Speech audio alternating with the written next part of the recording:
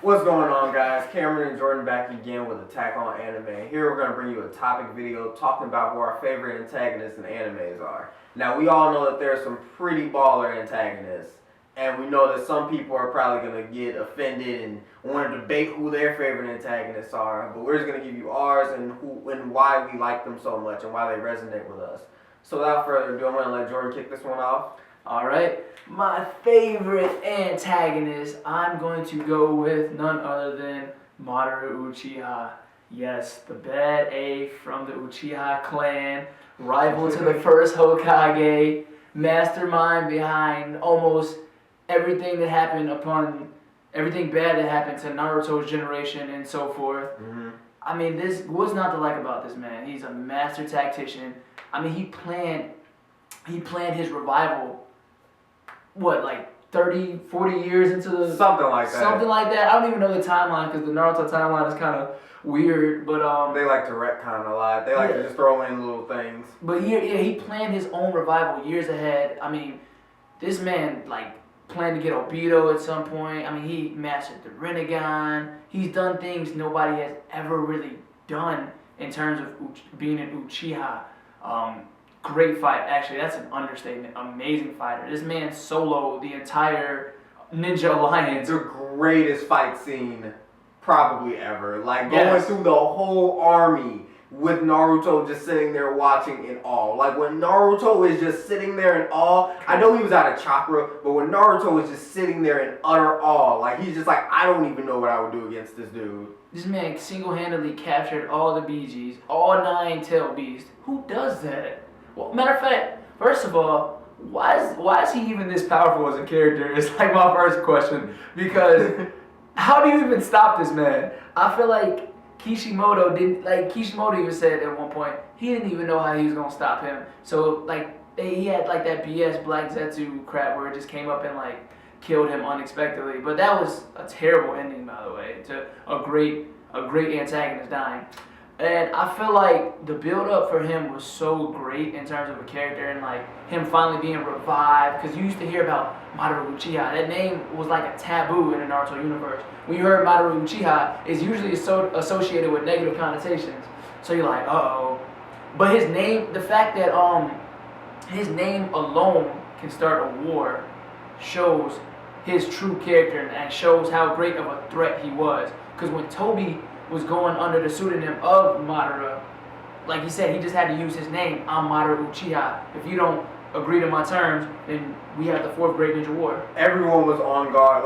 Like Jordan said, when you hear that name, you are on guard and ready. Like even with the 4th, people were just like, when you see this guy, run. But when you hear Madara Uchiha, people are literally frozen in place with fear because they're just like, running is useless against this guy. I'd personally say he's one of the greatest Uchihas that ever lived. I think the strongest eventually is Sasuke, of course. But, I mean, Madara, you can't count him out of that race, obviously. Let's see. He's went head-to-head with the first Hokage, mastered the Rinnegan, uncovered the stone tablet left by the sage. Another main reason why I like Madara so much is because of all the great accomplishments he's done. He's a sole survivor of his Uchiha clan. It's kind of similar to Sasuke in that sense. His master tactician, his mindset is great. The ability for him to think into the future and have his plan go exactly how he wanted it to go. Him basically being the leader of Akatsuki, basically forming all these, getting Obito to do the dirty work for him. Mastering, being one of the only few people in history to ever harness the sage's power and use it to its full potential. Capturing the BGs, rivaling with the first, being an unstoppable force. He's taking on Naruto and Sasuke with the sage powers. So that shows how great of a threat he is and how much power, how much fear he has. He can basically, Madara can solo basically anybody in the Naruto universe. You have to basically double team him, or you have to have somebody of the sage's level, and the sage is thought of to be like the Jesus Christ of their world. So you basically have to have somebody of that caliber to stop Madara. So that's why he's my favorite. He's just a complete villain in every aspect. And actually, his whole multi plan on paper, it sounds good. I know it sounds bad, but it's kind of like communism, because on paper, communism sounds like it should work, but it obviously has some flaws. Because he's just tired of all the pain and suffering he had to deal with the loss of his brother, and he got tired of just like feeling pain. Uchiha's a very emotional group of people. His idea to do the Moon's Eye plan, to have everyone under some like infinite dream world, so whatever they want comes to fruition. Like if you want, like in his world, Naruto wants to be Hokage, he could have became Hokage because it's his world. If Sai wants to end up with Sakura, Sai will end up with Sakura, or vice versa. So on paper it sounds good, but in reality, of course, no one wants to be under some false dream world because it's just a dream. So yeah. So I'm gonna pick up with mine, and before I start, before you judge me, I'm gonna let you know ahead. It's from Inuyasha. This will probably be the last time I refer to Inuyasha. It's right there.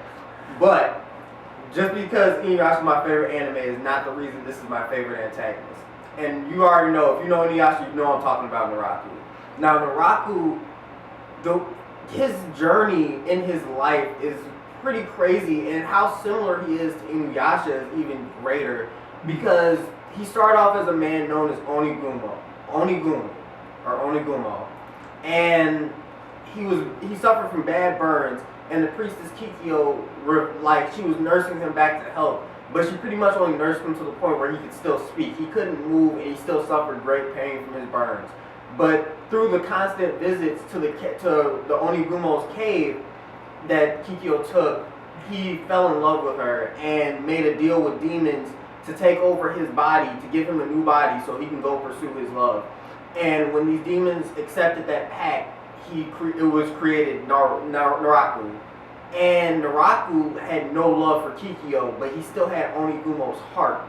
So as much as he wanted to kill off Kikyo to become full Naraku and not have to deal with, oh, I still am drawn to Kikyo, because all throughout the anime he's still drawn to her because Onigumo's heart had such love for her from when she took care of him, that he wanted to pursue her, he wanted to fall in love with her and eventually marry her. Naraku hated these feelings and thought that the Shikon Jewel would give him that power to become a full demon.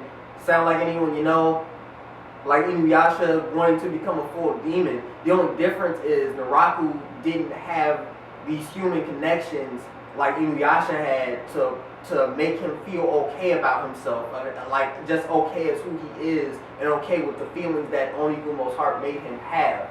So just seeing the similarities between the protagonist and the antagonist in the anime makes Naraku my favorite, because it takes good writing and good planning to actually make that connection. And I had to watch the anime a few times before I even grasped that connection, because when I originally watched it, I kind of like just glared over the Onigumo part because I didn't care about Kikyo. I'm gonna say it, I didn't care about Kikyo because Kikyo was just, that's a whole different video. But the fact that he was that passionate about getting rid of his own heart, he tried ripping his own heart out, he tried expelling Onigumo from his body by making a clone of him, but nothing would work because Onigumo's passion for Kikyo was that strong. So to see the main character of the anime and the main antagonist reaching for the same goal until the end, when Inuyasha decided, hey, even if I'm human, even if I'm half demon, even if I'm full demon, I'm okay with who I am because these connections I made along the way won't fade. These connections that I made with my friends won't fade. And Naraku was just like, no, I'm done with this. He pitted Kikyo and Inuyasha against each other. He was always playing and scheming from the background. This is a man who stared down Sesshomaru and was just not afraid. Like, he was the only character in this show that was not fearfully afraid of Sesshomaru, which speaks volumes because Sesshomaru was known as like the strongest demon after him and Inuyasha's father had passed on. The only difference is their father had an affiliation for humans, which Sesshomaru didn't, which in turn gave him his power, but it also held him back until closer to the end. But Naraku was just like, I'm just gonna go out there, I'm gonna fight, I'm gonna get this jewel, I'm gonna get rid of this heart, and then I'm gonna kill Kikyo. And even when he would try to kill Kikyo along the way, he would always find that even if he came close, he could never actually do it. And that made Naraku go crazy. So just seeing the different levels of his thinking and his actions and his ultimate goal, all of that encompassed makes him my favorite antagonist because there's so many different layers to him, and he mirrors the main character by being the exact opposite. So just seeing that and how compelling he was with his passion for trying to get to his ultimate goal makes Naraku my ultimate favorite antagonist, not just because he's from Inuyasha. And why Madara is my favorite antagonist just because he's just Madara. He's just very awesome. Like Madara's, every time I rewatch him fighting the whole army, I'm just like, dude, who can stop this man? Like one-on-one, there's no one, and not even Naruto, that could stop this man. It's not. And his Susanoo is a crazy, I mean, this big old ethereal creature, warlike warrior beast thing. Like he is a boss. Like Madara was very close to taking over Naraku from me, but like I said, because of Naraku's different layers to him, that's why he resonates with me the most. And like when you perfectly parallel your main character, I feel like that makes the anime that much more interesting to begin with. To be honest, shout out to all the Naruto fans, but I feel like Naruto should have ended off with Madara being the main villain and the final villain. Kaguya should not have even been made. That's a horrible ending. Yeah, Trash ending. That came out of nowhere and wasn't well explained at all. I don't care if you're a Naruto fan at heart. You have to admit that Kaguya coming out of nowhere made absolutely no sense. Terrible, no explanation. And for her to come out of nowhere, and then her and Naruto, when they were supposed to be fighting, having this little stare battle and just talking. Like 15 chapters. Like, Madara would have been like, what are we talking for? Like, what? Why are we conversating? Let's fight. I'm going to kill you. Like, he would have ended that already. Madara was a man of action. That's another thing I love about his villain. He's a man of action. There's little words to be spoken unless he's talking to the first. But this man, you have a man who did all this planning, all this build up, Obito, the whole start of forming Akatsuki for his revival, and then he just dies from being betrayed by like his own will, the Black Zetsu. And he's stabbed in the back. This man has the Rinnegan, Mangekyou Sharingan, the solo the entire Naruto universe, and he dies from a backstab. He couldn't detect that? Couldn't sense him at least. Because you couldn't sense his killer intent. I'm sorry, like, I know if Naruto can sense stuff like that, I'm pretty sure Madara would have been like, okay, there's someone trying to kill me from behind. Like, what? But the build up for him just coming back and him to end so anticlimactic is just so. It was sad. It made me so mad. I was like, what is that? It's how you end the greatest villain in this entire story. Like, my whole year, bro, I've been watching Naruto since like the 6th grade. So you tell me from the 6th grade till now has been for this man just to end like that. Yeah, I almost dropped the manga entirely after that. Jordan just left the room off that.